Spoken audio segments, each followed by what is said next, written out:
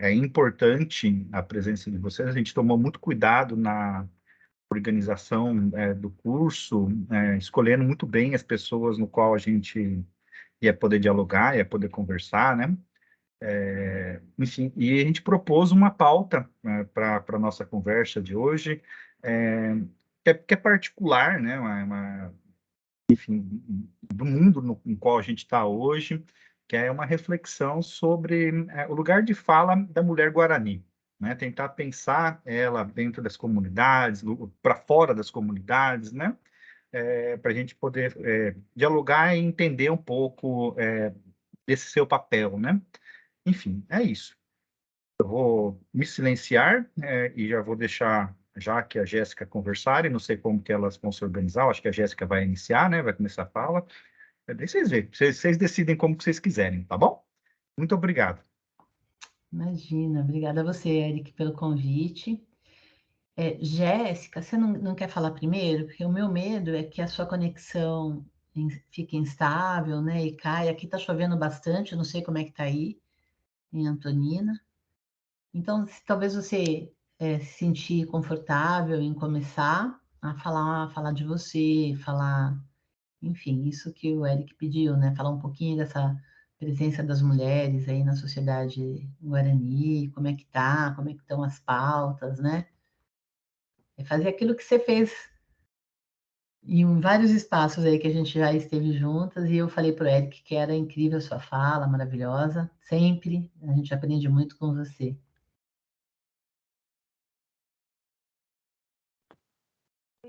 Estão me ouvindo?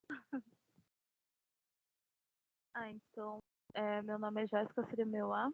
Eu sou do povo Avá-Guarani, do oeste do Paraná, mas atualmente estou morando aqui no litoral do Paraná. E eu venho nessa militância, né, de falar sobre a questão indígena desde que me entendo por gente, né, trazendo as principais pautas que é o que falta, né, tanto na região oeste do Paraná quanto aqui no litoral, que é a demarcação das terras, né, que é essencial para a sobrevivência do nosso povo, né, que sem terra não há como você viver, né, não há como você sobreviver. Então, na região oeste, eu acho que a maioria sabe o que acontece, né, que é um caso enorme de violência, de suicídio de jovens, né, por conta da falta de demarcação. E o que a gente vem fazendo, né, nós mulheres do povo Avá-Guarani, a gente vem tentando conscientizar as pessoas que estão fora da aldeia que, que os nossos jovens estão se suicidando por conta da violência, por conta do caso extremo de racismo que a gente passa lá, né? E, ao mesmo tempo, conscientizar os jovens guarani sobre a depressão, né? Que é uma coisa nova que vem afetando muito a nossa sociedade, né?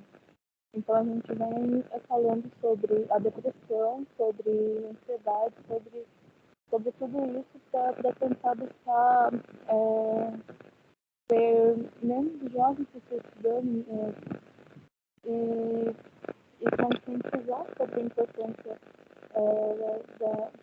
da educação, né? Que, como a gente tem um pouco de dificuldade de estudar, né? Por conta da dificuldade para ir para a escola, por conta do racismo, que muitas vezes as pessoas abandonam o colégio.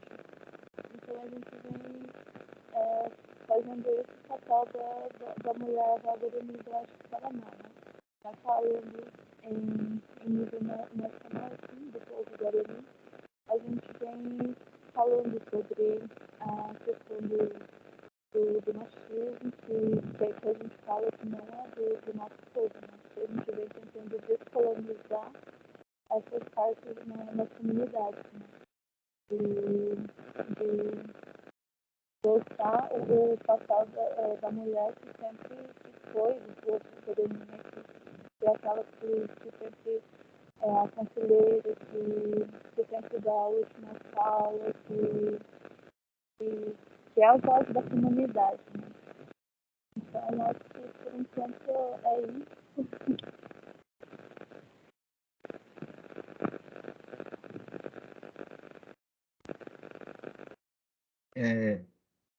Jéssica, não sei se você continua falando, se a gente perdeu o seu áudio, o áudio está, enfim, tá no final com muita dificuldade para escutar, tá? Não sei se você consegue nos ouvir ou vai conseguir responder, enfim. Eu queria fazer uma pergunta, talvez assim, tipo, objetiva, que nos ajude a ir criando um norte, né?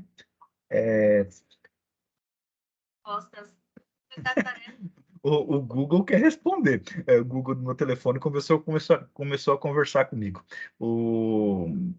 São duas coisas, né? A primeira, eu vou fazer por etapas, daí você responde, daí eu pergunto a segunda para a gente fazer bem em blocos curtos, né?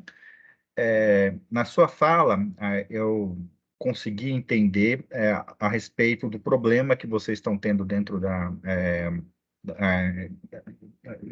dos Guaranis, referente à questão da depressão e da ansiedade, né? E esse aspecto, ele foi já bastante explorado, divulgado de certa forma, né, entre os Caiovás, né, do Mato Grosso do Sul, né, que teve uma comunidade bem grande, que teve um conjunto quase epidêmico, né, de suicídios entre essa população, né. A comunidade, ela enxerga esse problema e como ela age, como ela intervém, né? Tipo, que tipo de mecanismo os guaranis desenvolvem dentro do seu habitat, dentro da sua comunidade, né? No intuito de tentar intervir nesse problema, né? O que que vocês fazem concretamente? Essa seria uma primeira pergunta. Consegue responder, Jéssica? É possível? Sim, estão me ouvindo bem agora? Melhorou. Então, o que a gente vem fazendo, né, depois de fazer várias denúncias, várias coisas assim para mostrar o que está acontecendo lá, né, a gente conseguiu pelo município um apoio de ter uma psicóloga para atender as comunidades, né, para dar atendimento dos jovens, não só dos jovens também, dos mais velhos. E a gente vem tentando fazer várias oficinas, oficina de bichinho de madeira, né, que é feito de madeira, de colaria, de brincos, assim, para tentar o máximo possível ter os jovens perto e fazer com que se distraia um pouco, né? Porque, que nem eu sempre falo, a realidade é muito dolorida, né? Ainda mais lá, né? Como eu morei, como eu passei, tudo lá, eu falo por isso, né? Que como é complicado, então a gente precisa ocupar nossa cabeça de uma maneira, né? Não toda hora lembrando da região que a gente mora. E, e, e isso vem um pouco complicado também por conta da falta de emprego, né? Que a situação para lá é bem ruim. Tipo, na cidade você não aceita, então dificilmente você consegue um emprego para você poder manter a família, né? E a nossa sociedade, eu digo, em um todo, é muito cruel, né? Que você tem que estar sempre no mesmo nível, digamos. Se você não está no mesmo nível da pessoa, você, tipo, não é nada. Então, uma crítica que eu tenho da sociedade é isso, né? Que, tipo, se você passar por uma dificuldade, tipo, não te veem como uma pessoa, digamos. Então, essa competitividade, isso tudo, tipo, deixa a nossa sociedade muito doente. Essa é uma pergunta, enfim, que é derivada da sua resposta.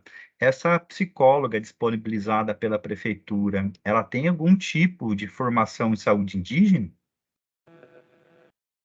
Não, acho que não. E Tá.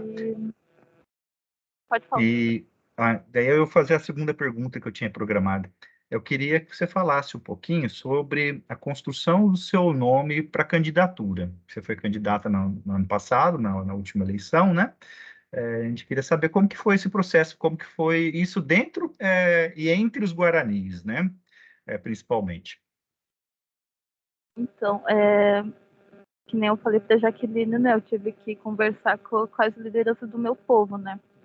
E que eu fiz uma conversa com o pessoal do Oeste, que é o meu povo, né? Meu subgrupo Avagoreni. E conversei com as pessoas daqui, da comunidade onde eu moro atualmente. E principalmente eu pedi conselhos, né, daquele tio que agora é secretário no Ministério dos Povos Indígenas, né? E porque eu até então não me sentia preparada para ser a voz do meu povo, né? E então a gente teve uma conversa longa, né? E como as principais pautas de tanto lá quanto aqui é demarcação, eu falei, tá bom, eu vou e eu vou levar a pauta mais importante do nosso povo, que é a demarcação.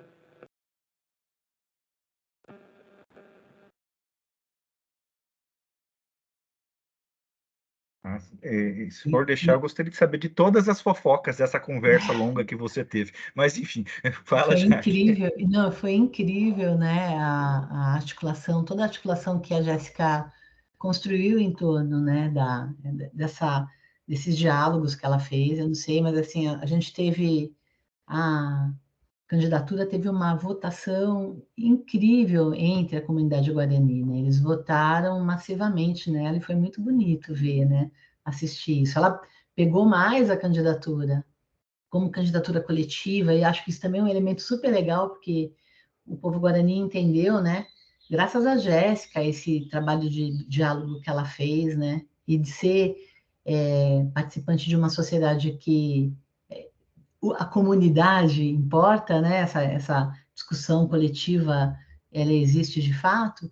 Então, eu sei que acho que, levando todos esses elementos aí, que acabou sendo incrível, né? Coisa que a gente não conseguiu fazer para fora, né, da sociedade guarani. Dentro da sociedade guarani foi muito tranquilo, muito bonito, né, a presença da Jéssica, né, nesse contexto. Ela é uma mulher super jovem, né, e, enfim, super escutada, ouvida, respeitada dentro da comunidade dela. Foi bem bonito assistir, estar junto com ela aí nesse processo.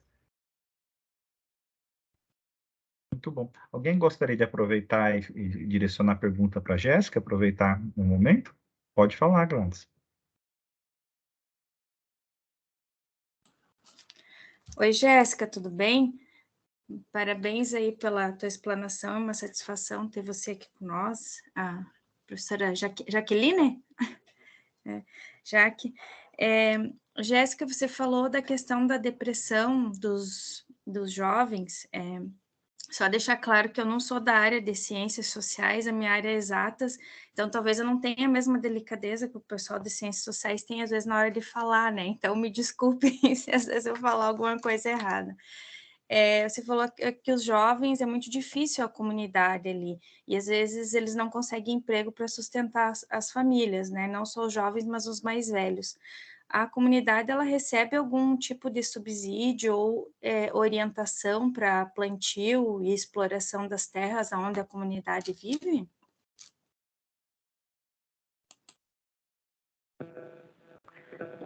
Então, a comunidade, né, as comunidades do oeste do Paraná são,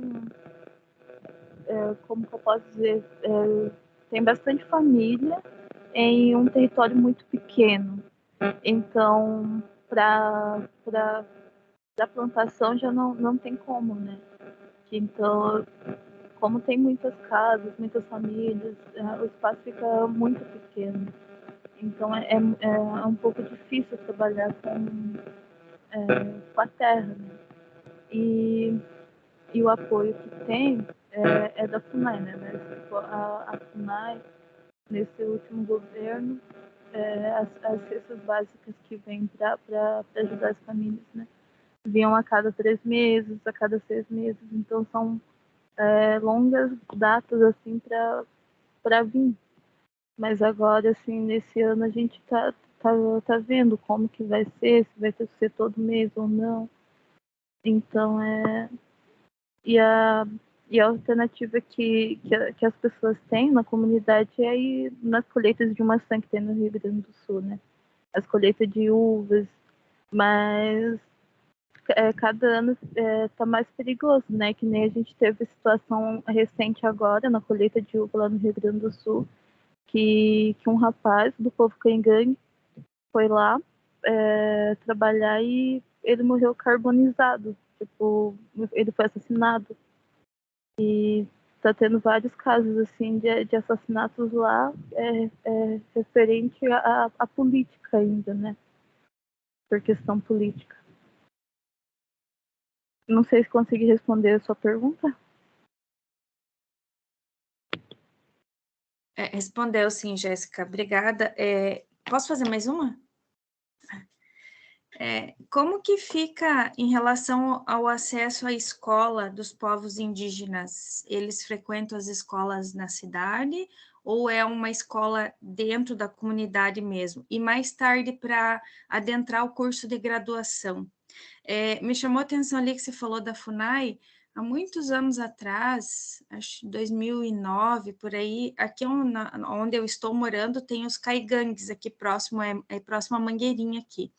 E um rapaz, que ele é indígena, ele estava se formando no curso de Direito, e ele falou assim que a FUNAI nunca ajudou ele a chegar até na graduação. Ele falava assim que quando era para receber o diploma, para aparecer, aí a FUNAI aparece, mas na hora que eles precisam realmente de ajuda, não aparece. Então, assim, como que fica essa questão do acesso à escola no período normal ali e o acesso à graduação? Então, as comunidades que não são demarcadas, que estão no processo ainda, elas não têm autorização para ter uma escola dentro da comunidade, né? Então, as crianças são obrigadas a ir para a escola não indígena, na cidade, né? Desde pequenos até a conclusão do ensino médio.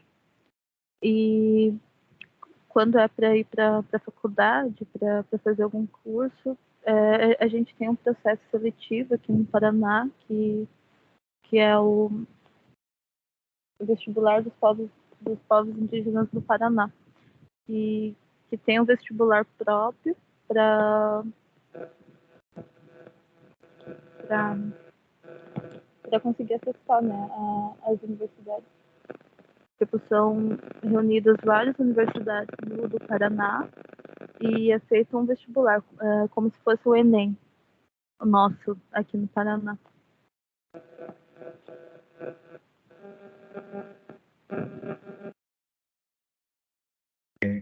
Mais alguém quer fazer perguntas? Eu tenho mais uma, mas se alguém quiser... na verdade, eu tenho várias, eu vou me controlando.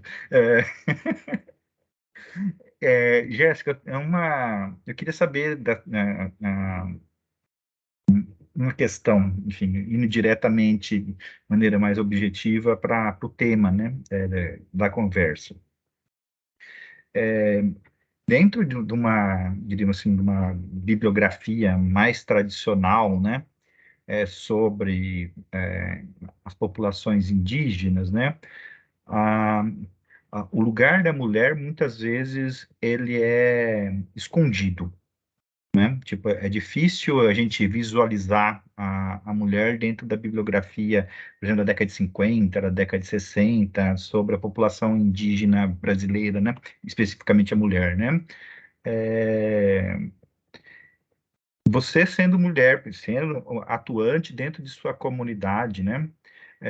Como que você enxerga isso e como que você visualiza, né, um processo de transformação desse papel, né? De um lugar onde que supostamente essa mulher ela não tinha visibilidade, né? Para o momento atual, né? onde a gente vê a mulher indígena ocupando papel de destaque dentro de suas comunidades, né? Inclusive conseguindo espaço dentro do Poder Público Federal, né? Dentro do Ministério dos Povos Indígenas, dentro das secretarias e assim por diante, né? Então a gente enxerga uma transição bem clara, né? Em um momento onde a mulher não aparecia, para um momento hoje que muito das principais representantes das comunidades são mulheres, né? Como que você enxerga isso? Que você pode falar para nós sobre isso?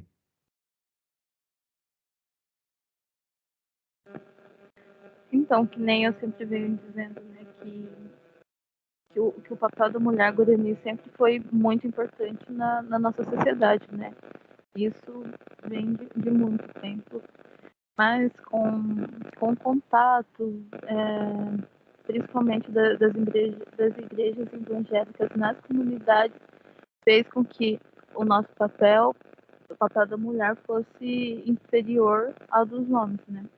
Então a gente vem nesse processo longo de descolonizar mesmo a cabeça dessas pessoas e para que a gente tenha o nosso papel de volta, né? Que nem eu estava falando antes, que é o nosso papel de ser a conselheira, que é a base da comunidade, que nem eu falei na minha candidatura, né?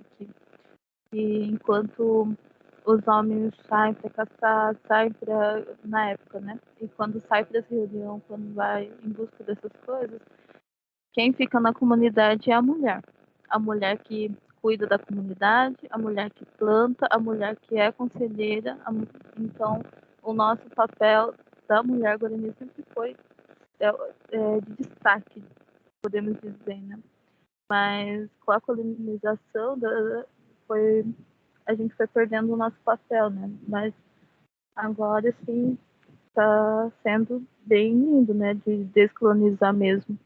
A gente vem fazendo vários encontros nacionais do povo guarani, mulheres guaraninas se reunindo 6 estados, onde as mulheres se encontram para a gente falar como que está no território, né? Tipo, a gente tem a nossa organização, que é a Comissão Guarani Urupá, né? Que abrange os 6 estados onde se encontra os Guarani, que é Rio Grande do Sul, Santa Catarina, Paraná, São Paulo, Rio de Janeiro e Espírito Santo, né?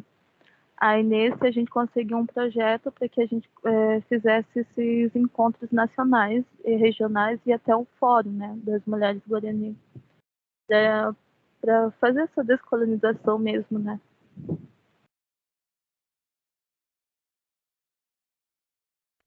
Muito bom, muito interessante o teu posicionamento e a explicação que você deu, muito, muito bacana.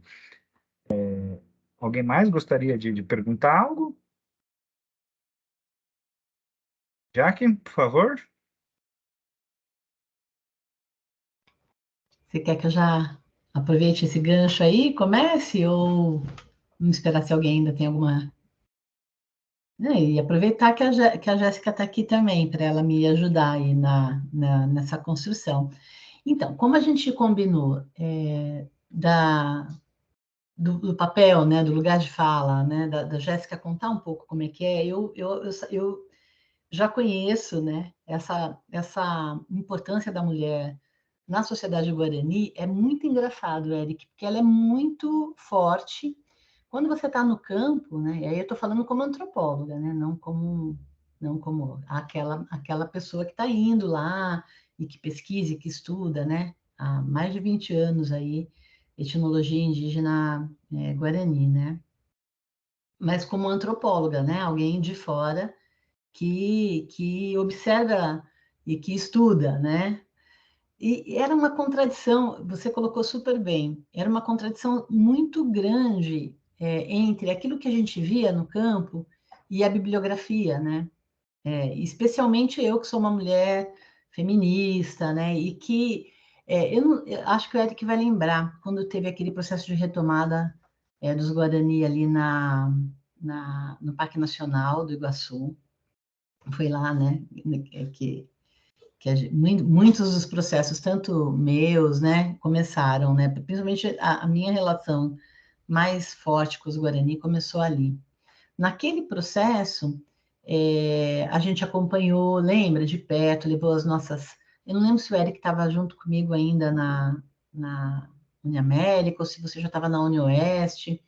Eu sei que a gente meio que montou, naquele processo a gente sabia, naquele processo de retomada, que se a gente não acompanhasse de perto, eles iam ser, os Guaranis seriam massacrados ali naquela retomada, né? E quando a Polícia Federal fosse fazer a desocupação da área, né?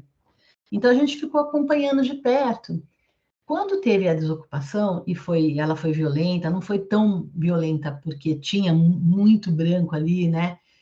Dando visibilidade. Naquela época a gente não tinha essa coisa de rede social, né? Tão forte, era um celularzinho ou outro só para fazer ligação, vídeo, nem pensar, né? Não tinha essa dinâmica.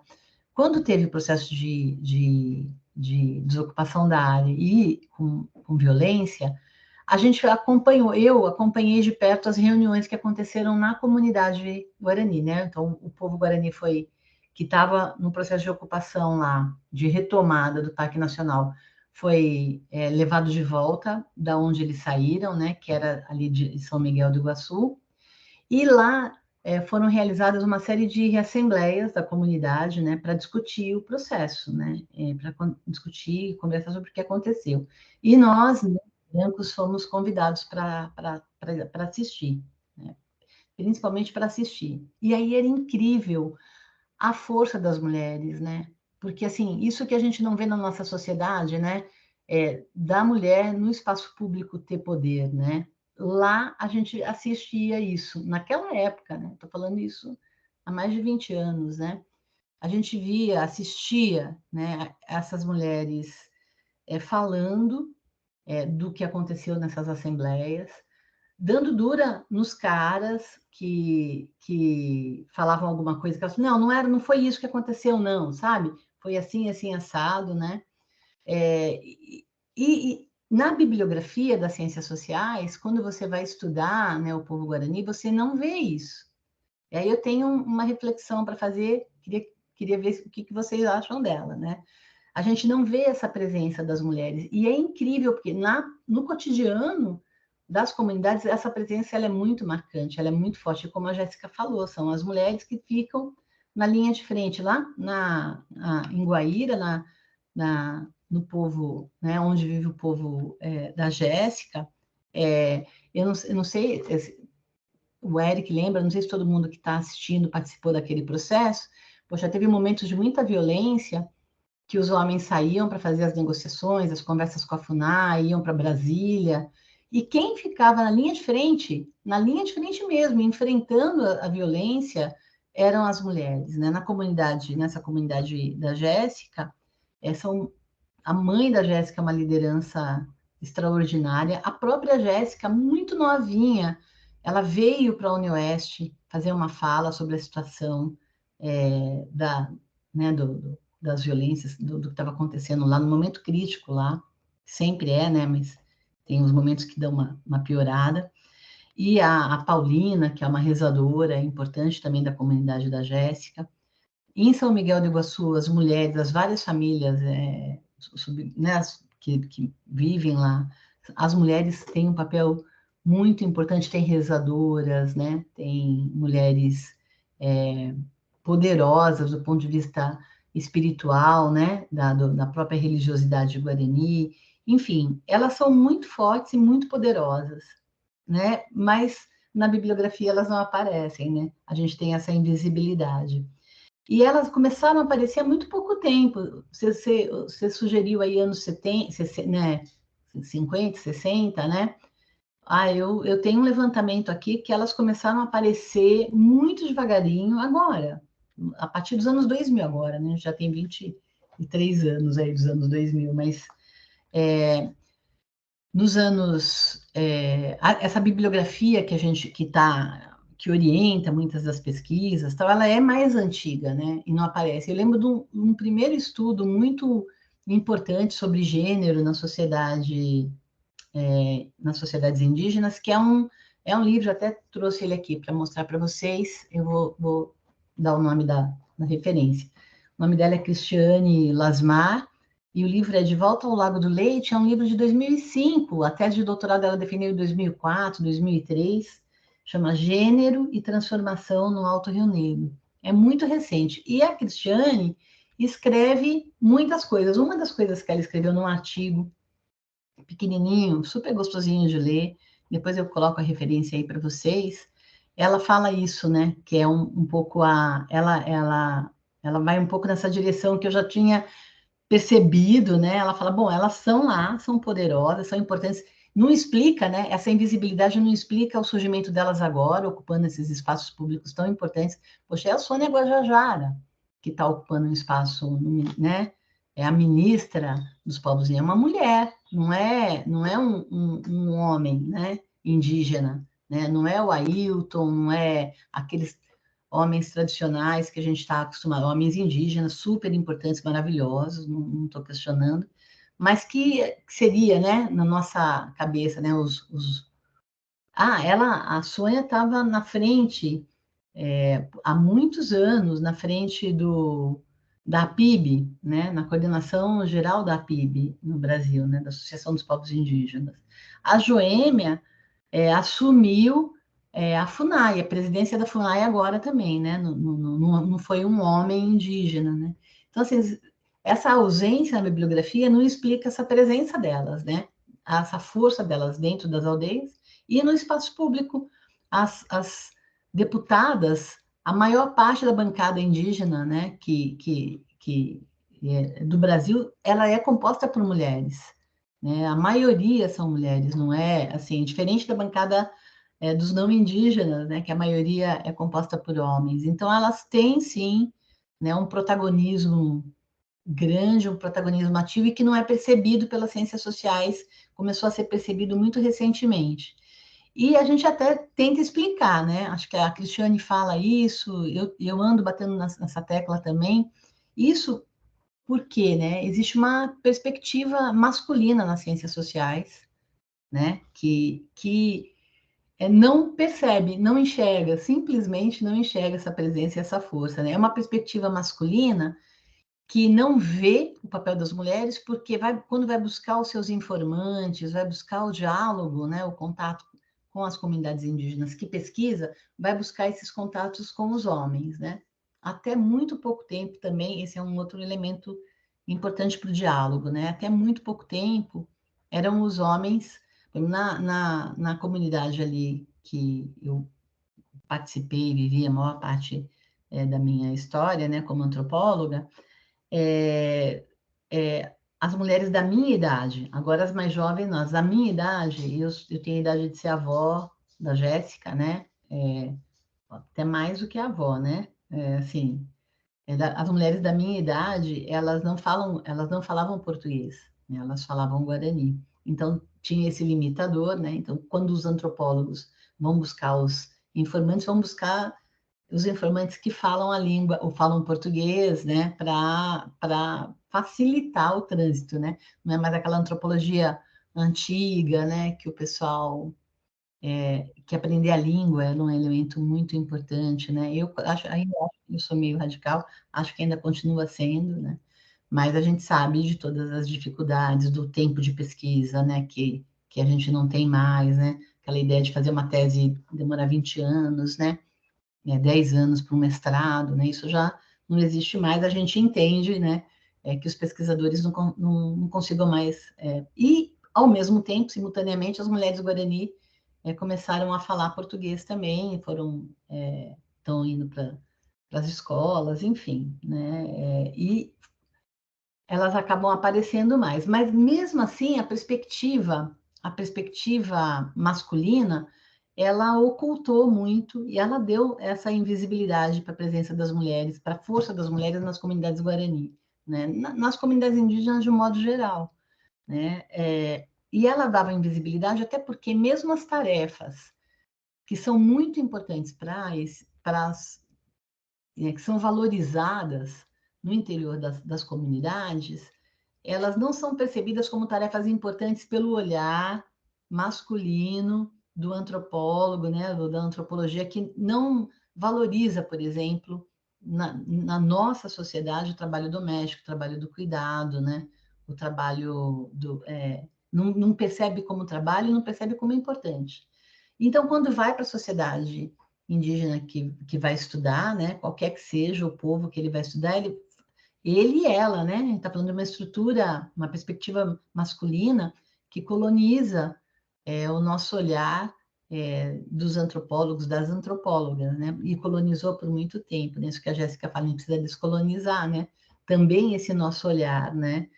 Que é masculino, né? Sobre a sociedade. Então, a gente leva tudo aquilo que existe na nossa sociedade para esse olhar, né? Então, se o trabalho doméstico, o trabalho do cuidado não é importante na nossa, ele também não é, né? Assim, né? Na lógica, na perspectiva masculina, ele também não é importante. E aí se perdeu, eu entendo isso. Muitos anos, colocou no atraso mesmo, né? Muitos anos, né, de estudo que precisam ser revistos, sabe? Do ponto de vista do papel das mulheres na sociedade, da importância delas, né? No contexto das suas próprias comunidades, né? Elas são muito valorizadas lá e a gente nunca viu isso, né? Por incrível que pareça, né? E era contraditório, né? Que você falava assim, poxa, eu estou aqui, é o cacique que está falando comigo, são os caras que vêm me trazer os problemas, né? Da comunidade. Aí você chega lá numa assembleia daquelas lá, elas dando dura no cacique, sabe? Você está falando besteira, não foi isso, não, você tinha que estar lá junto com a gente. Eram duras e assim, sabe?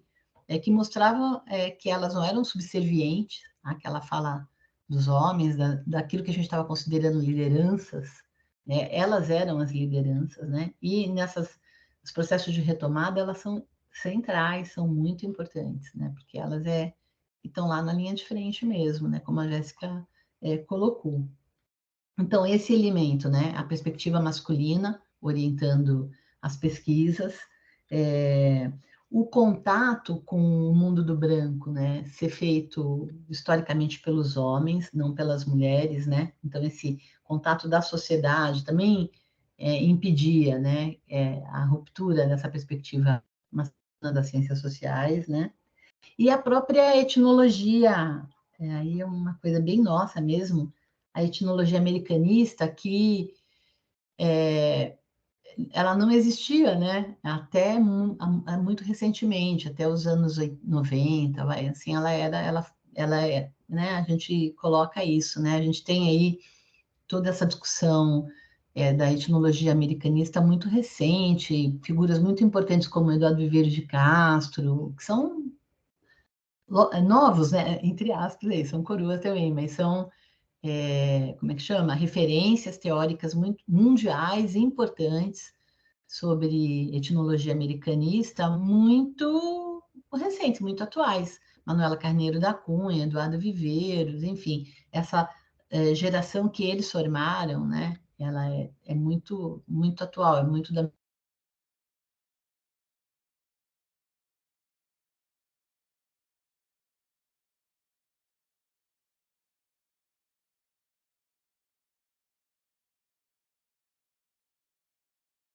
masculina impediu, é a última coisa que eu coloco até, que nós, mulheres, mesmo dentro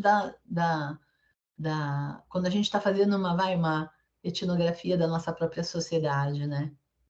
A gente também não se percebeu com tanta importância assim, né? Tão valorizada assim, né? As mulheres são a maioria nas ciências sociais, e elas não eram as grandes referências teóricas. A gente está fazendo toda uma ressignificação aí da importância das mulheres, né? Mesmo nas ciências sociais dos anos 60, a gente sabe de um conjunto isso de mulheres intelectuais importantíssimas que estavam na linha de frente das pesquisas, né? Mas quem era importante, eu falar nos anos 30, 40, era Fernando Henrique, Zé de Souza Martins, isso mais recentemente, né? Antes deles, o Florestan Fernandes, né? E você tinha ali intelectuais, mulheres muito poderosas, muito importantes, que não assumiam, não ganharam visibilidade publicamente, né? Mas que têm trabalhos que são importantíssimos para as ciências sociais brasileiras, né? É um pouco essa problematização aí que eu trouxe, né, para vocês. É muito contraditório mesmo, você não vê, ainda não vê, são muito novos os trabalhos, né, que vão valorizar ou que vão perceber essa força das mulheres nas comunidades indígenas. Não sei se era por aí. Nossa, é muito, muito interessante, Jaque. Eu estava, confesso assim, tentando caçar dentro da minha cabeça um ponto, falar, onde a gente vai começar a ter estudos mais diretos das mulheres nas comunidades indígenas. Eu não estudo sociedade indígena, né? Então, me resgatando na minha cabeça, eu não encontro, entendeu? Tipo, ainda bem que você chegou e marcou, falou, ó, aqui a gente tem um trabalho, de fato não aparece. E é muito interessante a explicação que você dá para isso, né? Que está muito diretamente relacionada ao nosso próprio olhar de pesquisador, que é construído numa sociedade machista e que não leva em consideração o cuidado, né? Como algo importante, né? Se a gente desvaloriza essa ação do cuidado em nossa sociedade, o que faz crer que a gente vai valorizar ela fora dela, né? Isso é muito, muito, muito significativo, né? E tem um outro aspecto que eu acho que também ele é importante, né? O etnógrafo, enfim, o estudioso que vai trabalhar com grupos indígenas, né? Também tem um certo limite de entrada no mundo privado, né? Muitas vezes, determinadas relações de poder são definidas dentro do mundo privado, né? Pode ser que publicamente lá o cacique está dando as ordens, mas dentro da casa dele quem dá a ordem não é ele, né? Ou seja, quem está colocando o encaminhamento, quem está discutindo, construindo as posições não é ele. E isso é um tipo de informação que nós, nessa nossa tarefa de fazer etnografia rápida, né? Etnografia de curto prazo, né? Não consegue pegar, né? A gente acaba perdendo, né? E que interfere de fato no olhar, né? Muito interessante mesmo a abordagem. É, enfim, iniciando uma rodada de perguntas gerais, a Jéssica eu acho que ela não está agora, mas enfim, se ela aparecer, como que a gente vê hoje, já que a questão da organização. Ela fez referência a um fórum das mulheres guaranis e assim por diante, né? Eu queria saber um pouco mais sobre isso, né? Esse processo agora, como que se dá esse processo concreto de descolonização não sei se é por meio do fórum, como que se dá essa situação hoje, né? O seu grau de penetração dentro das comunidades, né? E assim por diante. Queria saber um pouco mais sobre isso. Por exemplo, a gente não tem. Bom, quem mora na área urbana não enxerga o homem indígena. A gente enxerga a criança indígena e a mulher indígena, né, que estão dentro das cidades, caminhando nas cidades, né? Queria ajudar a pensar essas coisas, né? Enfim, como está esse processo de entrada desse pensamento de descolonização dentro das comunidades, né? Qual que é, diríamos assim, as roldanas, né? Os mecanismos que vão sendo construídos, utilizados para se fazer isso. Eu acho que esse fórum que a Jéssica levantou, eu acompanhei um pouco, né? Ele é muito importante, né? E o que eu acho sensacional também é um outro elemento, né? Pensando nisso, e até os termos, né? Descolonização eu acho muito sensacional quando a Jéssica fala isso, né? Eu sempre fico torcendo aqui, né? Assim, essa apropriação daquilo que a gente temia, né, por elas, né, elas perceberem que em algumas comunidades a entrada das igrejas evangélicas provoca um efeito muito devastador inclusive o papel delas, elas discutiram isso, né, num dos encontros que a gente acompanhou, que foi aqui no centro do Paraná, o 6º encontro. Assim, elas já estão no 6º encontro estadual das mulheres, né, Guarani, né, assim, elas têm uma super organização, elas são super organizadas, diferente de nós, né, mulheres brancas que, enfim, bem ou mal, a gente se organiza muito mal, né, dentro sei lá, de um partido político, mesmo assim, não é nesse grau de força que elas conseguem mobilizar, né? Tem muito a ver com a luta, né? Com a luta do povo guarani pela demarcação e a luta, acho que já em outras discussões, né? A gente até já fez isso, né? Que a luta é pedagógica, né? Ela acaba produzindo um efeito de disciplina, né? Para a luta, né? Pedagógica nesse sentido, né? Que facilita a organização, a percepção da necessidade da organização constante, de estar juntas e discutindo, né? É muito incrível. E de trazer a gente, né? Porque também tem esse movimento delas, né? De trazer as aliadas, né? Para dentro do movimento, né? Então, isso é muito característico do povo guarani também, né? De ser um povo, como é que se diz? Afetuoso, é um povo que é um dos povos que mais nome dá para antropólogo, né? Que mais batiza antropólogo, que mais batizou antropólogo na história, né? Sabe aquela ideia?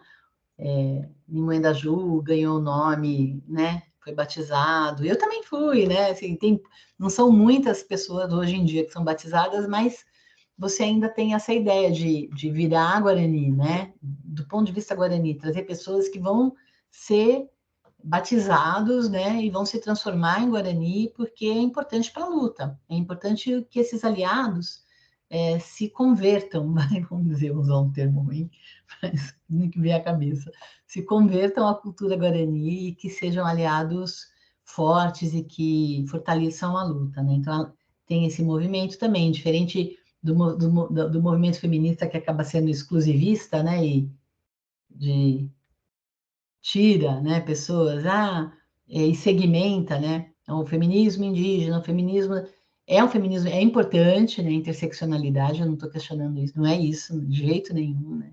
E nem a luta da visibilidade, né, das mulheres dentro disso que a gente está chamando de interseccionalismo, mas no caso das mulheres Guarani, elas são muito inclusivas, elas trazem você, sabe? Elas querem ampliar, elas querem trazer, elas querem transformar todo mundo em mulher Guarani, né? Aquela ideia do povo do Kaiowá também, né? Somos todos Kaiowá, né? É essa ideia, que é uma ideia muito forte e que eu acho que deu muita resistência ao povo Guarani sobreviver esses anos todos, né? Essa plasticidade, mas que não é uma plasticidade no sentido de se amoldar, né? Eles estão mais nesse movimento de sacana, né? Vamos amoldar eles, né? Então, um pouco essa plasticidade, ela, do ponto de vista Guarani, ela acontece mais ao contrário. São eles que estão domesticando a gente, domesticando nesse sentido da cultura deles, né? Estão colonizando a gente. Eu acho ótimo, adoro, adoro. E quando ela levanta, né? E a presença das mulheres, né? Nas universidades também, das mulheres Guarani, das mulheres indígenas, né? A maioria das pessoas que não sei se é a maioria, mas assim, por muito tempo, né, das que estavam nas escolas, porque elas iam para as escolas e depois para as universidades para voltar para a comunidade, né, e trabalhar na educação, porque já é um trabalho da educação indígena, né, das mulheres, essa socialização das crianças, né? Então elas iam para a escola para voltar para a escola e ser professoras das escolas indígenas, né? E elas acabaram se formando, então você tem muitas antropólogas, você tem muitas doutoras, né, mestres e doutoras indígenas aí, fazendo trabalhos incríveis, falas incríveis, né? Então, quando é para falar agora, hoje, ultimamente, eu prefiro que elas falem, eu falo mais da antropologia mesmo, né, do que a gente não vê ou vê, ou desse balanço, né, do que está faltando, do que faltou, do que propriamente né? E também da territorialidade, o que eu acho importante, porque é uma discussão que é para ser entendida por branco, né? Não é para o Guarani eles sabem lá, né? Mas a gente não entendeu ainda como é que é a territorialidade Guarani, né? Então isso é uma discussão que eu faço, uma discussão para branco, né? É sobre, né? Mais ou menos, não sei se era isso, mas eu vejo esse movimento dela, assim, de buscar conhecimento, de buscar formas de se proteger também, né? Desses movimentos mais penósticos aí, né? Da nossa sociedade na direção da deles, né? Os movimentos das igrejas, que esse realmente é triste, é terrível, né? Terrível mesmo. E as lideranças ali femininas da comunidade da Jéssica, elas se ressentem muito disso. Teve uma vez que eu fui lá em Guaíra, eu acabei, não consegui marcar, porque a gente sempre tem essa educação, né, de ligar, falar, ó, tô indo, posso ir, né? E eu acabei caindo, porque eu tinha umas doações para entregar, acabei caindo lá sem aviso e as coisas iam estragar, e eu acabei levando. Cheguei lá no dia que tinha um pastor falando Guarani, né? Evangélico, né? Querendo montar a igreja evangélica lá, mas um pastor falando a língua, né? Aquilo que a gente devia fazer, né? Quando quer conhecer, né? E, enfim, falando na língua, aí é difícil, né? Difícil a competição, né? E eles têm uma atenção toda especial à língua, né? Isso é um mecanismo que corta muita distância, né? É.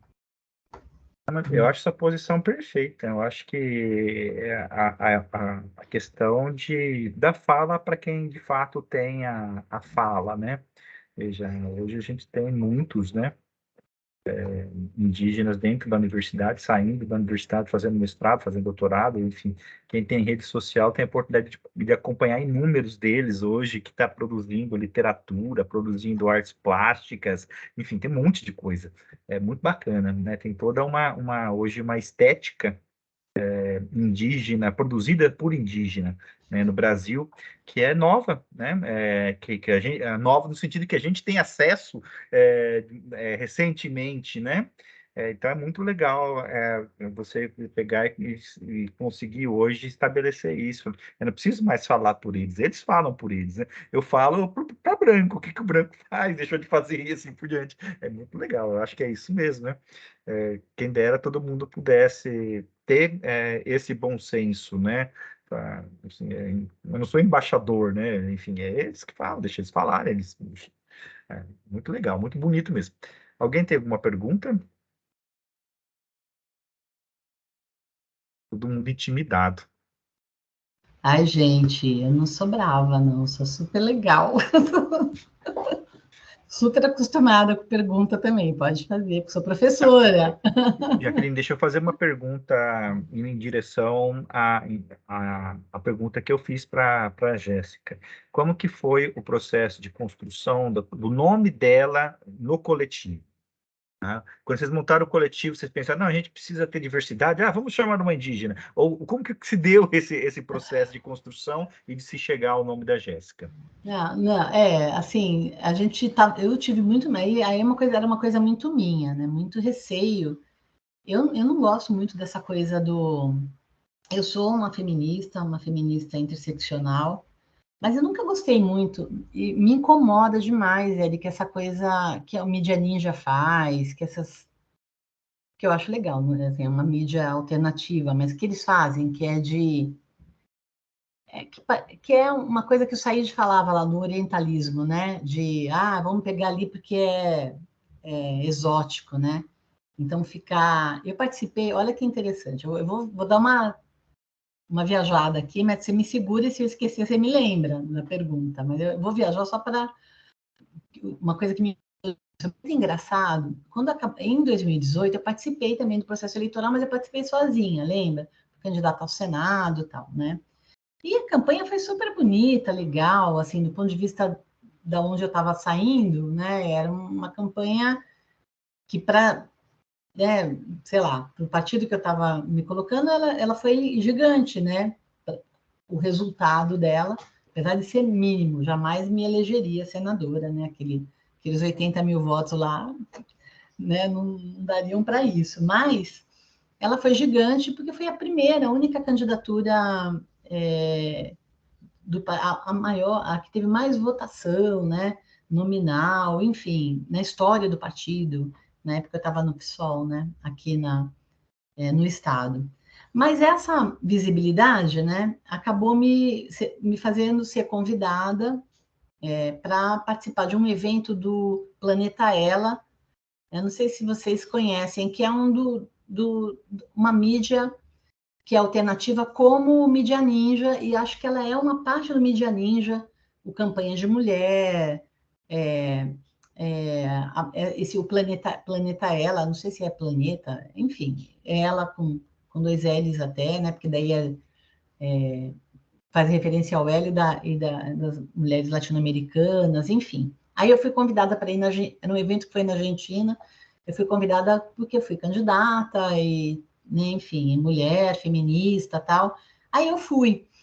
E chegou lá, eu achei engraçado, né? Porque assim, eu fui para participar, eu fui para trabalhar, né? Porque elas me convidaram para fazer uma mesa, participar de uma mesa de discussão. Elas sabiam que eu era professora, sabiam de um monte de elementos, e elas queriam que eu participasse de uma mesa para discutir o ecofeminismo, né? Que era uma discussão que eu fiz durante a campanha, que era bem legal e importante, né? E eu fui, né? E aí lá elas ainda falaram assim, Jaque, você consegue preparar aí para daqui 3 dias uma fala também sobre isso? Foi uma demanda eu consigo. Então eu fui para trabalhar nesse sentido, né? Para arregaçar as mangas e fazer a discussão. Mas eles fizeram um evento de abertura, e que daí, nesse evento de abertura, eles chamaram só as mulheres exóticas, né? Vamos dizer assim. Então era mulher indígena, era mulher com deficiência, era mulher negra, era mulher, mas que transmitissem todo esse exotismo, né? Então, quanto mais vestida, né, de indígena ela tivesse, melhor, né? Quanto mais vestida de mulher negra, afrodescendente ela tivesse, melhor. Quanto maior o grau de deficiência física que elas tivessem, melhor, né? Elas eram que iam estar lá no palco. Que é a ideia da visibilidade, que eu não acho ruim, acho que é muito importante que a pauta das mulheres que estão lutando, né, nessas pautas tenham visibilidade, que essas mulheres tenham visibilidade. É bem isso que eu estou falando, não precisa ser uma mulher branca, velha, falando sobre uma vivência que é delas, não é minha, né? Eu posso falar sobre a minha vivência, né? Não sobre a vivência, como é que elas se sentem, como é que elas estão experimentando a estrutura do patriarcado, é uma experiência delas, não é minha.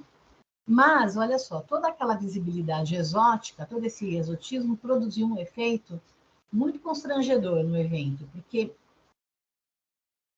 isso desenvolveu nas mulheres que estavam participando, nas milhões de mulheres lá, milhões é um exagero meu, mas tinha mais de 10 mil pessoas, né, mulheres participando, que elas olhassem, identificassem essas mulheres no meio das outras e falassem, tipo, sei lá, tocar no cabelo, ai, que cabelo lindo, ai, vamos fazer uma selfie, ai, né, deixa eu tirar uma selfie com a Índia, assim, aí os termos iam desse jeito, deixa eu fazer uma selfie aqui com a mulher trans, deixa eu fazer uma selfie, quanto mais extravagante, mais exótica essa mulher fosse, mais ela era atacada por esse público, né?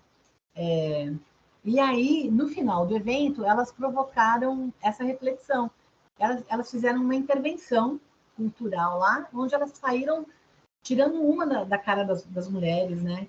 Elas falavam assim, para as mulheres se sentirem na pele delas, né? Então, elas ocuparam a plenária e começaram a encostar nas mulheres brancas, a botar a mão no cabelo, né?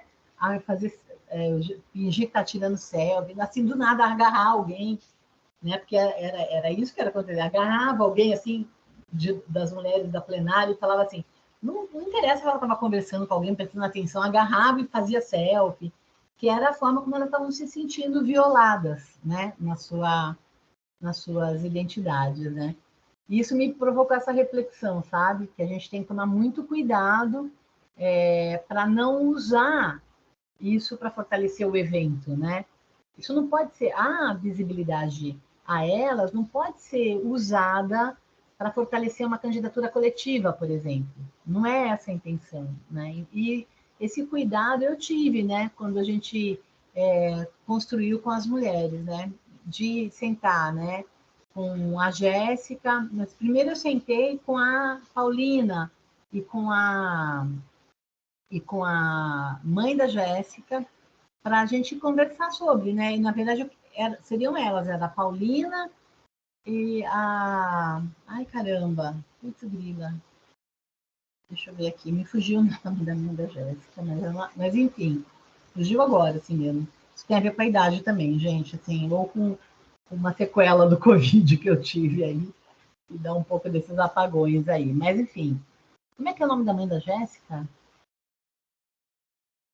Ai, vai ficar me perturbando agora, até o fim, daqui a pouco eu lembro.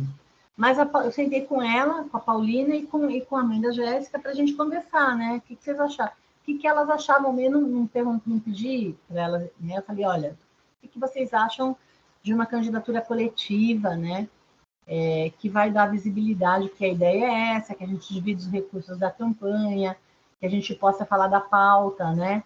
E que aí eu não quero falar da pauta das mulheres indígenas, acho que tem que ser uma mulher indígena. O que vocês acham? Aí elas falaram, ó, acho maravilhoso, lindo, e a gente tem a indicação da Jéssica, né? As duas indicaram a Jéssica, aí foram falar com a Jéssica, e a Jéssica veio, falou, ó, Jaque, sou eu vou, tô junta, né? Então foi uma construção que foi por aí. Mas do meu ponto de vista, do ponto de vista de quem estava construindo a candidatura, né, num primeiro momento, porque depois ela ganhou vida sozinha, né, a candidatura, ela foi, né, essas mulheres foram tocando suas pautas, né, e, enfim, a gente foi só fazendo esse exercício de distribuir os recursos, de brigar dentro do partido, né, para que todas aparecessem, porque foi uma briga infernal, isso foi, né, eles achavam que tinha só o nome de urna que podia aparecer, e aí a gente falava que não, que nossa candidatura era coletiva e que tinha que dar visibilidade para ela. Ah, mas você pode falar em nome delas, eu não posso falar, né? Então era um pouco dessa, não é essa a intenção de uma candidatura coletiva, né? Então a gente teve que brigar em muitos espaços para que elas tivessem garantido os seus lugares de fala. Mas ao mesmo tempo muito cuidado para não explorar a imagem delas só para fortalecer uma candidatura, né? A ideia não era essa, a ideia era que elas tivessem visibilidade em época de eleição, todo mundo quer escutar todo mundo, né? Todo mundo se abre para ouvir as candidaturas. Então era isso, que a Jéssica, na época da eleição, pudesse falar sobre a luta do povo Guarani, a luta das mulheres Guarani por visibilidade, né? Para serem escutadas, a luta, as pautas, né? A pauta do território é uma pauta feminina, uma pauta feminista, né? Não é à toa que a gente fala dos territórios, né? No movimento feminista, e é a luta delas pela demarcação, né? E, enfim, e foi essa dimensão, mas com todo esse cuidado aí para não fazer a coisa do exótico, né? Sabe? Fazer um orientalismo aí aqui do nosso lado, né? A gente tinha, então, a Jéssica, que é uma jovem mulher indígena, mulheres mais velhas, né? Então, era eu, mais velhas do que eu ainda, a Moema, a Vieser, né? A Malu de Apucarana, também uma senhorinha, são avós, né? Aí eu, né, discutindo também essa pauta intergeracional, uma menina super jovem de Francisco Beltrão, que no processo ela ia desistir da campanha porque ela ficou grávida, e a gente teve que discutir isso, né? Por que uma mulher grávida não pode participar de campanha, né? E aí a gente discutiu até essa ideia de que uma candidatura coletiva ela é um instrumento que permite às mulheres serem mulheres, né? Porque uma cobre a outra, né? Não precisa. Sabe essa ideia da campanha que você precisa estar presente em tudo quanto é lugar, fazer agenda, viajar e não sei o quê. Poxa, como é que uma mulher indígena faz isso? Como é que uma mulher pobre, periférica, negra faz isso? Como é que uma mulher jovem, grávida, faz isso, né? Como é que faz campanha? Eu tinha essa ideia também muito forte para a gente, que juntas nós conseguiríamos dar conta, disputar em condições minimamente semelhantes, né? Nem perto das condições das grandes candidaturas, mas que a gente tinha um pouquinho de chance, né? Do que cada uma de nós isoladamente. Foi um pouco essas ideias que permearam aí a construção da candidatura. Foi muito legal estar com ela, assim, aprendi demais, demais. Uma mulher trans, colocar todas elas para falarem, né? Nossa, era uma zona também, quando a gente se reunia para Experiência. Alguma questão que vocês queiram fazer? Aproveitar ainda o tempinho que temos. Fala, Gladys. Jaque, uma curiosidade, não sei se você acabou comentando, eu tive que atender meu pequeno ali, que ele está em casa. Por que os guaranis, que nem a representante, ela é da tribo guaranis? Hoje, eu não sei, eu sou leiga no assunto, quantas comunidades que fala? Grupos de indígenas nós temos diferentes, né? Mas por que os guaranis e se há uma facilidade de comunicação entre essas comunidades diferentes, tipo Guarani, Caigangue e assim por diante, se há uma facilidade de diálogo entre eles. Bom, você pergunta de novo se eu não entendi, né? Se eu não consegui responder. Mas, assim, você perguntou sobre por que a Jéssica e não outra mulher, é isso? Ou não? Não, eu acho que a questão dela é pensar naquela questão que os avós guaranis se dividem em outra, em Biá, em Andeva e assim por diante. Sim. Não, essa divisão do povo guarani, ela é uma divisão, ela seria muito semelhante, eu vou fazer uma simplificação bem tosca aqui, mas ela é muito semelhante aos regionalismos, né? Vamos pensar assim, né? O povo guarani é um dos maiores, era, né? E ainda acho que eu precisava pegar esses dados agora mais atualizados, mas eu acho que ainda o Guarani é o maior povo, né? Se você somar todos os subgrupos, né? Ele é a maior população indígena do Brasil, se eu não me engano. Talvez eu estou um pouco desatualizada. Mas é uma subdivisão que tem a ver hoje, né? Com a regionalidade, né? Com a espiritualidade também, né? Você tem uma forma de organização da relação com Nhanderu, que é um pouco diferente. A cosmologia ela ainda é a mesma, mas ela tem a ver com a realidade local, né? A forma como você vai ressignificando a língua e a religião de acordo com aquele espaço que você está vivendo, experimentando. Então, você tem essas subdivisões, elas são históricas, mas elas são regionais também, elas são do passado e elas persistem, permanecem, né? Agora, você tem muito trânsito entre os Guarani, né? Então, quando ela comentou com a gente aqui de 6 estados, né, que compõem lá a Comissão Guarani de Mulheres, você está falando de 6 estados que tem Avá, né, que é o Iandeva, Umbiá, né, e Kaiowá junto, né? Não tem muita nesses espaços de construção coletiva não tem muita distinção.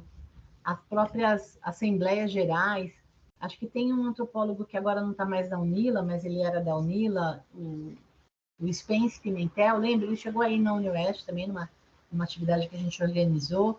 O Spence falava, ele estuda as Natiguaçu, que são as grandes assembleias, que são assembleias que não são das comunidades, mas elas reúnem os povos, né? Os Guarani, né? Nos seus subgrupos, né? E aí a Atiguaçu, ela reúne todos eles, né? Representantes, pajés e lideranças indígenas, rezadores, mulheres de todos os subgrupos. Tem diferença linguística, sim, um pouco, né? Mas eu acho aí assim que é muito semelhante com os regionalismos, né? Eu às vezes dificilmente entendo o que determinado, sei lá, o sotaque de determinada região do Brasil, né? Tem algumas regiões que a pessoa fala, você né? Quase não entende, né? Porque está falando a partir de uma. Então assim, você tem a língua guarani, que ela é falada de forma diferente em vários espaços, né? E porque ela é também, a gente fala das, como é que se chama? Das famílias, né? Dos troncos linguísticos, né? E aí tem um elemento que eu queria chamar a atenção sua para a reflexão que você trouxe em relação aos caigangue. Você tem o tronco linguístico tupi-guarani, que é enorme, né? Ele compõe muitos grupos que falam línguas do mesmo tronco linguístico diferentes, né?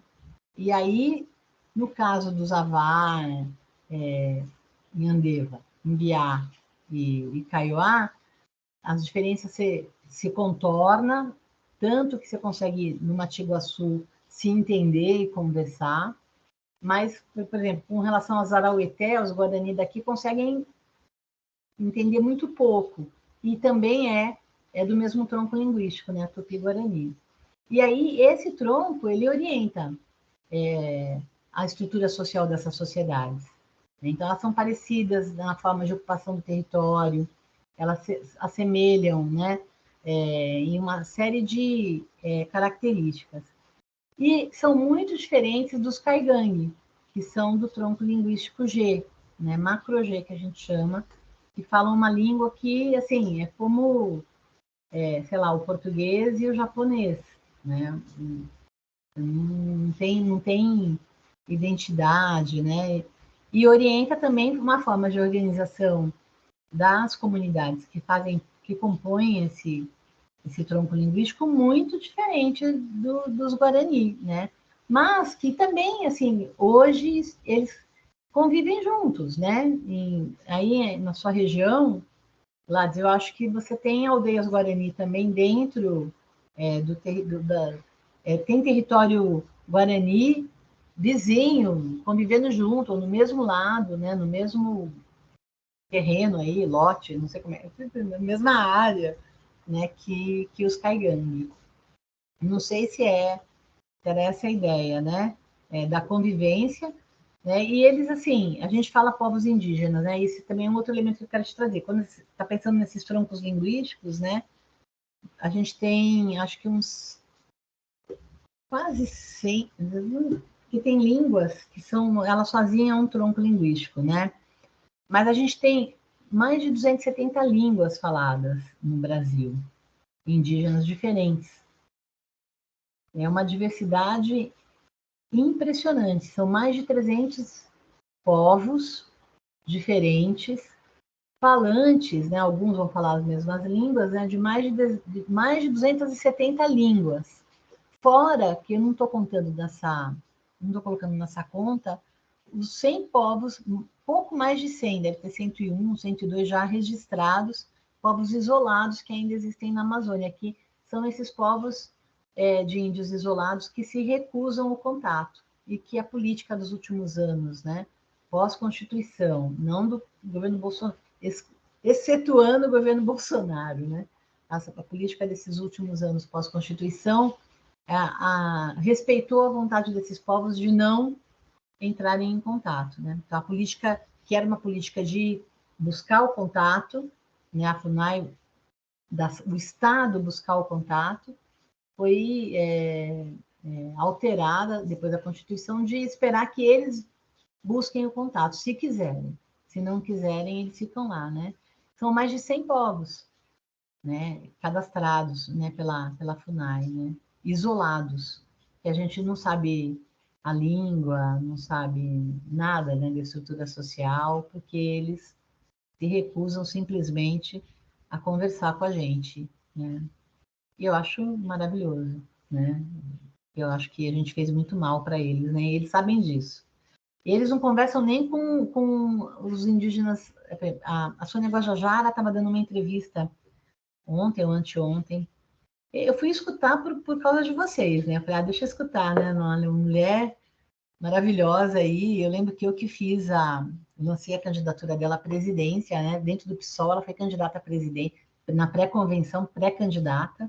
Quando ela saiu vice na chapa do Boulos, antes de ser vice da chapa do Boulos, ela foi candidata a presidenta, né? E eu que fiz o manifesto da candidatura dela, né? De lançamento da candidatura dela, que eu era da setorial ecossocialista, e eu que escrevi aquele manifesto lindo lá. A gente conseguiu levantar um monte de assinaturas. E aí, quando vocês me chamaram para fazer a fala aqui, eu falei, deixa eu escutar o que a Sônia está falando, né? E fui ouvir a entrevista que ela deu lá para o Mano, né? Para o Mano Brown, que, aliás, assim, eu odiei a entrevista, porque ele fez umas perguntas muito toscas, mas, enfim, ela falou umas coisas muito lindas. Uma das coisas que ela falou sobre os povos isolados é isso, ela falou assim, ó, no território Guajajara tem um número grande eles começaram a perceber que com a presença dos garimpeiros, do garimpo e dos madeireiros lá, umas aberturas, né, da mata, né, e aí essa comunidade esse povo isolado que vive lá, relativamente próximo dos Guajajara, começaram a aparecer mais, mas não buscar o contato. Eles começaram a aparecer porque a presença dos garimpeiros foi jogando eles, né? Sabe assim, tirando a caça, poluindo a água, aparecendo também, e foi fazendo um movimento de mudança aí dos isolados, e eles começaram a ver. E os Guajajara foram tentar ajudar, e sabiam que a água estava contaminada e estava ruim, colocaram uma caçamba, e ela fala isso, uma caçamba de água para os isolados. No dia seguinte, eles foram lá, tinha uma flecha que furou a caçamba, e ela fala assim, que é uma fala deles, fala assim, a gente não quer a ajuda de vocês, nem dos próprios indígenas de outras etnias, né? Assim, querem permanecer isolados, né? É uma vontade aí que tem que ser preservada. Mas a ideia da diversidade é essa, Gladys, são mais de 270 línguas diferentes, né? São mais de 300 povos diferentes, né? E isso é muito bonito, né? É uma diversidade muito grande. Quando a gente fala de língua diferente, a gente está falando de forma de produção de conhecimento diferente, né? São povos que estão aí produzindo conhecimento, né? Nas suas regiões, transmitindo conhecimentos muito diversos e que são muito importantes para o planeta, né? Para o mundo, né? É disso que se trata, né? E aqui na nossa região a gente tem essa diversidade também. A gente tem caigangue, a gente tem guarani, a gente tem alguma coisa ainda do Xetá, né? Tem ainda, não tem mais o povo, mas você tem remanescentes desses povos ainda aí, reivindicando a presença, né? Reivindicando o seu espaço, os seus direitos E tem a presença dos povos indígenas nas cidades, né? Das pessoas estudando, né? Então a gente mesmo já teve aluno, né? Tem vários, né? Não sei como é que está aí na presença deles na universidade, mas enfim, que estão aí junto com a gente, né? Às vezes dentro da mesma sala de aula, isso é tão impressionante. Ai, vou falar mais isso ainda. Se vocês não me cortarem, eu vou falando até amanhã. Mas é tão impressionante, aí o Eric lembra também, né? Lembra do, do Jean, né? O Caraí, eu estava dando aula de antropologia para uma turma de... Ele ficou fazendo vários... Ele tinha uma temporalidade muito dele mesma, né? E ele pegou vários professores em vários momentos, repetiu várias disciplinas, né? Ele foi fazendo no tempo dele. Se formou, hoje é professor, né? Incrível e mexe, a gente está em contato ainda. E ele traz demandas, já que eu preciso disso, né? Porque trabalhei com prática de ensino também. E aí eu lembro, nunca vou esquecer, estava lá na sala, né? Junto com outros alunos. E a gente falando, minha disciplina era de antropologia, e eu falando, eu não lembro qual o contexto, a gente estava falando das sociedades indígenas, não lembro em qual dos textos e tal, e alguém vira e fala assim, na sala, um não indígena, né? Mas e esses índios, alguma coisa assim, né? Ficam lá, falou, não sei, professor, se eu vou falar alguma besteira, né? Aí eu olhei, o Caraí tava lá, né? Sim, então, isso que eu acho lindo, né? E o Caraí pegou, eu peguei e falei, olha, vamos perguntar para ele, né, Caraí, o que você acha disso aí? É lá na sua área, né? Na sua região ali de Laranjeiras e tal. Foi a respeito da rodovia, né? Que a rodovia Era uma... cortava a reserva, não é? É.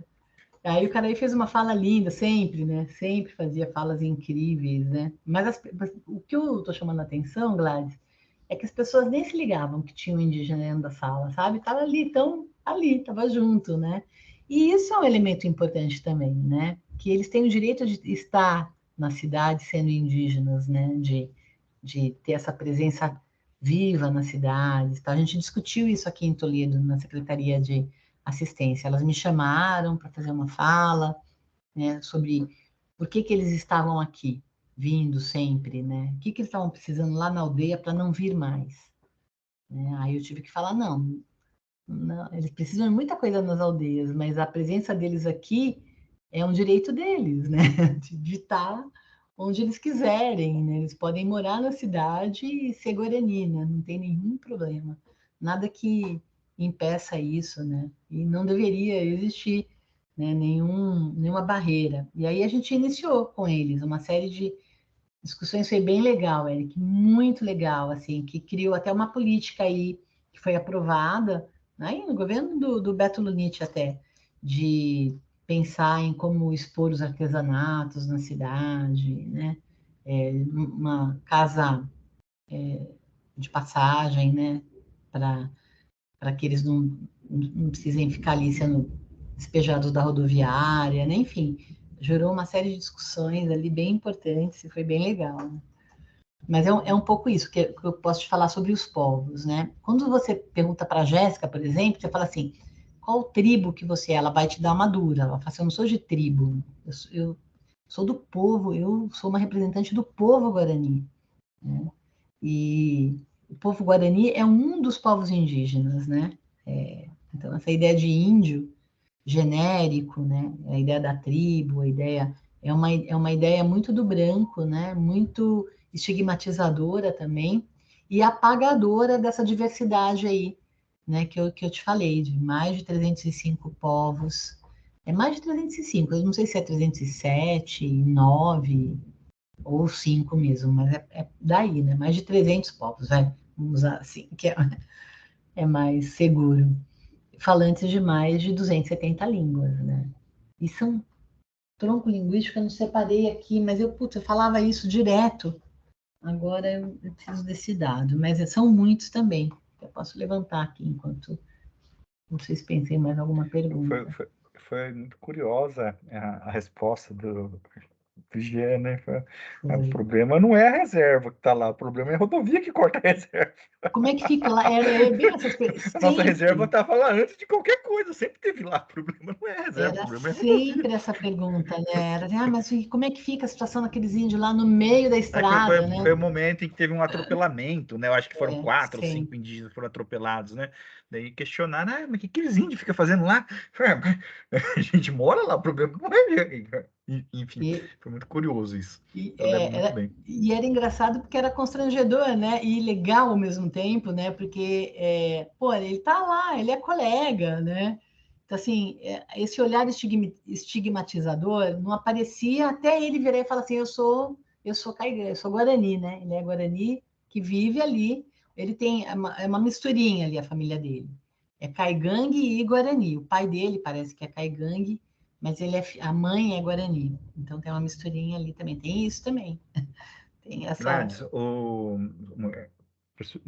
acho que você não acompanhou o primeiro encontro. Se você puder ir na gravação, né, o segundo encontro, que foi com a Lara, ela faz todo um processo de mapeamento da questão linguística. É muito legal. A Lara, ela é doutora em linguística guarani, especificamente, Olha que né? legal. Eu vou Pela assistir USP. também.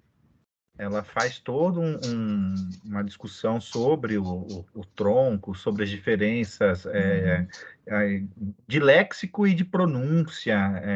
Enfim, ela vai dando exemplos, foi super legal, foi super rico a fala da Lara, tá? Tá lá disponível no YouTube, lá no canal do laboratório. Tem até a forma de, assim, entre os Imbiá e os Yandeva, tem uma diferença até na forma de construção das casas de reza, né?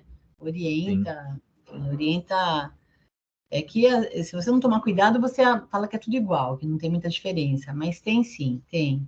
Tem, por exemplo, entre os imbiás, parece que ele tem uma letra específica que eles não usam, né? Então, na hora de escrever e na hora de falar, acaba tendo diferença, né? Então, eles se percebem pelo sotaque. Ó, você é imbiá porque você não está utilizando a letra tal. Enfim, então tem essas coisas. E tem também diferença da questão de organização dos mitos de origem, assim por diante, tem pequenas sutilezas, né? A essência é a mesma, mas tem pequenas sutilezas, né?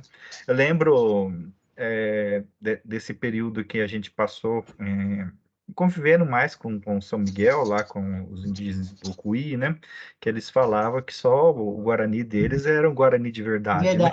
Lembra disso? Era muito Eles falavam, impressionante. ele não é Guarani, só o nosso Guarani é de verdade. Ele não é Guarani, Era muito engraçado. Tipo, então tem toda uma importância. O idioma ele é fundamental nessa organização. Mas vale muito a pena ver a fala da Lara. Foi bem bonita. Bem assim, técnica. Tipo, ela é especialista na área, né? Enfim, ela entrou num monte bem de legal. meandros. Foi bem Eu legal, estou vale vendo a aqui, pena. são 19 famílias linguísticas. São 2 grandes troncos, eu lembrei aqui, são, né, que é o Tupi e o G, e 19 famílias linguísticas em cada tronco, e hoje tem esse dado aí, que a Sônia mesmo levanta, de 270 línguas, porque ela está somando aí algumas dos isolados cadastrados, né? Mas é que você tem família que ela mesma ela é a língua e a família linguística, né? Ela sozinha. Acho que Caribe, enfim. Macu é uma língua e é a família também, né? Enfim, não tem. Você tem. Mas é uma diversidade impressionante, linda. É muito bonito estudar e perceber isso, né? E valorizar. Poxa, e se ela fez a falha, eu vou lá no YouTube assistir Vale a também. pena ver. Não é somente a gente no mundo. É. Existe uma diversidade de comunidades, de etnias que ocupam o mesmo território, né? Eu acho que muito do que dificulta, a gente entrou nessa conversa no nosso último encontro, inclusive, né? Muito do que dificulta a gente visualizar é a forma política, né? No qual a gente gerencia essa diversidade étnica, né? Por exemplo, muito diferente do que a Bolívia faz, né? Enfim, que trabalha quase que como territórios autônomos dentro do próprio território boliviano, né?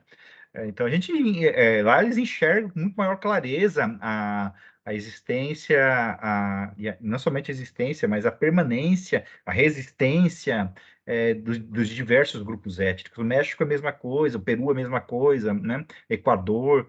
Então, são grupos étnicos muito bem definidos que têm soberania sobre o território onde está. Né?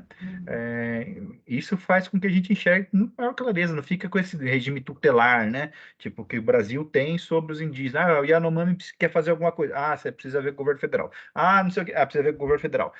Então, eles têm É mais fácil de se enxergar e de se ter a relação com eles, né? No nosso caso, a gente meio que escondeu os indígenas na cidade. Como assim? Passando por cima deles, né? Ou seja, isolamos eles tudo nos cantinhos e a gente não enxerga. Então, a gente não vê essa pluralidade do qual a Jaqueline está falando. Onde que tem, gente, 200 línguas? Onde tem isso? Onde tem 300 grupos étnicos? Onde tem isso? A gente não consegue ver, né? Porque a gente escondeu. A gente escondeu nos nossos latifúndios de soja, escondeu nas nossas cidades urbanizadas, né? Quando eles estão na cidade, eles estão na periferia, estão nas margens dos centros, né? Em lugares que a gente não quer olhar, que a gente não quer ver, que a gente não quer conviver, né? Então a gente acaba não tendo muita noção da existência desses povos e da sua representatividade, né? Enfim, é fundamental a gente enxergar que a gente não é único, a nossa forma de organização de mundo, de modos de viver, de cosmologia, né, a respeito das explicações que a gente dá para as coisas, né? Não é a única forma, tem outras inúmeras e a gente tem que aprender com eles, porque tem, como a Jaque falou muito bem, né? Eles produzem conhecimento, produzem uma ciência que é deles, né? A gente não faz a mínima ideia, por exemplo, como essas comunidades isoladas, elas se mantêm, né? E produzem a sua cultura, seus cuidados com o corpo, sua arte, a gente não sabe, né? São tantas coisas, né, que a gente tem a aprender, a desenvolver, a enxergar, mas a gente precisa abrir os olhos, né? Abrir os olhos e ser cuidadoso, né? Ter a sensibilidade nessa relação, enfim. A gente tem que mudar bastante coisa ainda para poder fazer com que aqueles que sejam isolados deixem de ser isolados. Se eu pudesse, eu também seria isolado. Nosso mundo é meio doentio. Eles estão certos. É isso. Ai, ai. Já que só tem a agradecer, né, a sua participação, a sua fala, foi muito bonito. Acho que ajudou a gente a entender muita coisa. Foi muito bacana. Eu fico bem feliz mesmo em poder ouvi-la. Foi bem agradável. Imagina. Obrigada a vocês. Estende o meu agradecimento à Jéssica. Eu espero deixar. contar com ela em outras ocasiões, para que a gente possa escutar mais sobre o povo dela, sobre a política produzida, né, pela sociedade indígena. Eu acho que é algo fundamental para a gente poder entender. Isso pode ser até uma temática da próxima vez. E já estendo o convite a todos novamente. Sexta-feira a gente encerra os encontros virtuais, né? É o nosso digníssimo Paulo Porto, né, que vai estar falando com a gente, discutindo a questão das demarcações da nossa região. Beleza? Jaque, muito obrigado e logo, logo já está no ar lá, se você quiser difundir. E obrigado ao pessoal que esteve presente. Até mais, gente. Fiquem bem. Tchau. Boa tarde para todos. Tchau. Tchauzinho.